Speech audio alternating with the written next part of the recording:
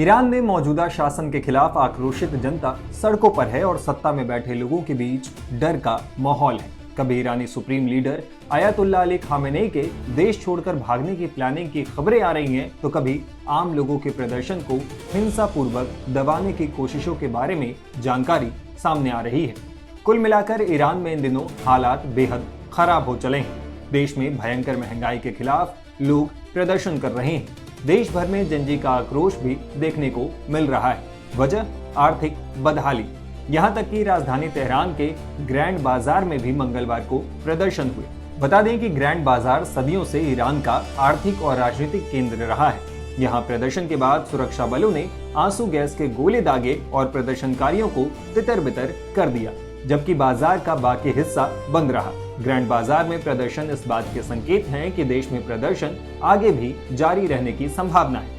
इधर मंगलवार को ईरान की मुद्रा रियाल रिकॉर्ड निचले स्तर पर पहुंच गई। $1 के मुकाबले ईरानी रियाल 14,60,000 के स्तर तक पहुंच गया है। वहीं मानवाधिकार कार्यकर्ताओं के मुताबिक ईरान में प्रदर्शनों से जुड़ी हिंसा में अब तक कम से कम 35 लोगों की मौत हो चुकी है और 1200 से अधिक लोगों को हिरासत में लिया गया है। आने वाले दिनों में ईरान में हालात और बिगड़ने की आशंका जताई जा रही है, क्योंकि ईरान के सेंट्रल बैंक ने आयातकों और देश के उत्पादकों को दिए जाने वाली सब्सिडी वाले डॉलर के विनियमन दरों में भारी कटौती कर दी है। इसके चलते आने वाले दिनों में व्यापारी बढ़ी हुई कीमतों का बोझ सीधे उपभोक्ताओं पर डाल सकते हैं, जबकि पहले से ही वर्षों से जारी अंतर्राष्ट्रीय प्रतिबंधों की वजह से आम लोगों की जीवन भर की बचत लगभग खत्म हो चुकी है। ईरानी लोग खुद वहां के बदतर होते हालात के बारे में बता रहे हैं। एक हफ्ते पहले मैंने अंडों की एक ट्रे 22 लाख रियाल में खरीदी थी। आज वही ट्रे 35 लाख रियाल में खरीदनी पड़ी। कुकिंग ऑयल और चावल जैसी दूसरी जरूरी चीजों के दाम भी बढ़ गए हैं। बिक्री बहुत बुरी तरह गिर गई। बीते साल की बात है, इस दौरान मेरी दुकान ग्राहकों से भरी रहती थी। अब हालात ये है कि कभी कभी एक ग्राहक के लिए मुझे घंटों का इंतजार करना पड़ता है। सच कहूँ तो बाजार की स्थिति बिल्कुल भी अच्छी नहीं है। हर दिन मैं ऐसे ग्राहकों को देखता हूँ जो अब कई सामान खरीदने की हैसियत नहीं रखते। वे सिर्फ जरूरी सामान ही लेते हैं, बाकी चीजें नहीं खरीद पाते। मसलन जब जूस का एक पैक 12 लाख रियाल से बढ़कर 25 लाख रियाल हो गया है, तो उन्होंने उसे खरीदना बंद कर दिया। अब वे बस थोड़ा सा ब्रेड, दूध की बोतल और अंडों की एक ट्रे खरीदते हैं और चले जाते हैं। 1 लीटर कुकिंग ऑयल जो पहले 7,90,000 रियाल का था, अब 18,50,000 रियाल का हो गया। और सरकार की घोषणा के मुताबिक दूसरी वस्तुओं की कीमतें भी 50% से 100% तक बढ़ेंगी। जैसे जैसे सामान महंगा होता जाएगा, वैसे वैसे सभी सेवाओं की लागत भी बढ़ेगी। वहीं ईरान के राष्ट्रपति मसूद पेजेश्कियान ने कहा है कि उनकी सरकार ने सब्सिडी को खत्म नहीं किया है। उन्होंने कहा,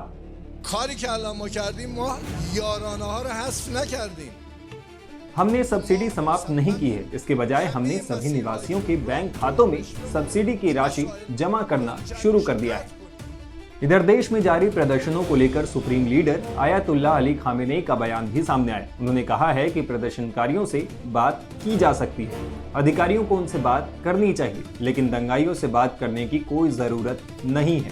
दंगाइयों को उनकी जगह दिखानी चाहिए।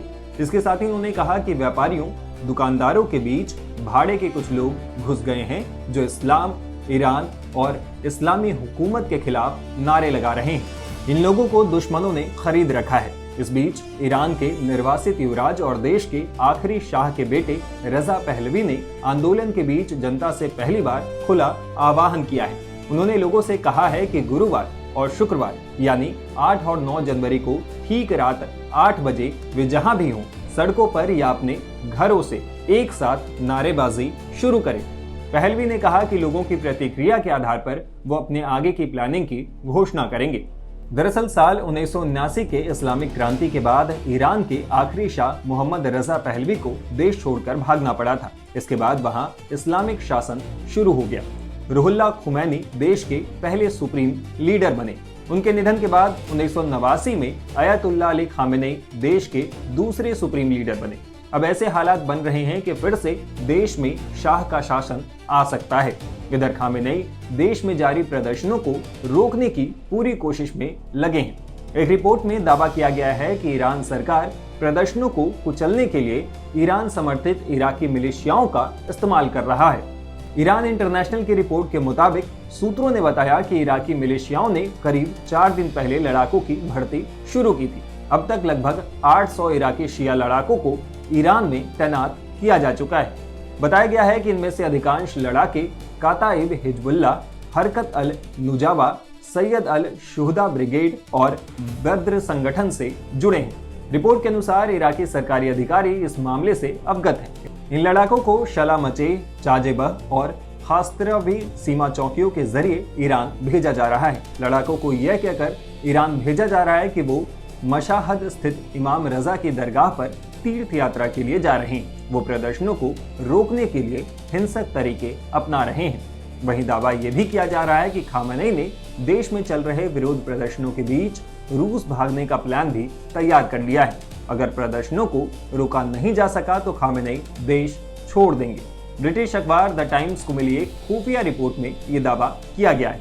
रिपोर्ट के मुताबिक 86 साल के खामेनेई अपने बेटे और उत्तराधिकारी मुस्तफा समेत करीब 20 लोगों के छोटे दल के साथ तेहरान छोड़ सकते हैं। अब आगे ये प्रदर्शन क्या मोड़ लेती है, इस पर सबकी नजर है।